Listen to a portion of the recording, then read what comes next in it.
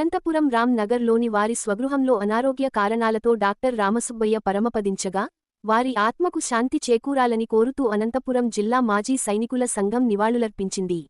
జిల్లా అధ్యక్షులు కెప్టెన్ శేఖన్న అధ్యక్షతన డాక్టర్ రామసుబ్బయ్య కుమారుడు lieutenant general why.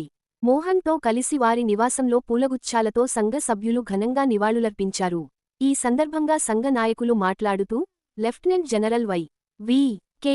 Mohan garu మాజీ సైనికుల సంఘానికి ఎనలేని సేవలు చేశారని తెలిపారు.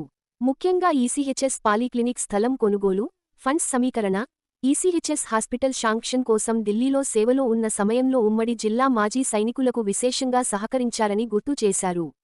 డాక్టర్ రామసుబ్బయ్య పరమపదించడం అందరికీ తీరని లోటని, ఆయన సేవలను ఎప్పటికీ మరువలేమని పేర్కొన్నారు.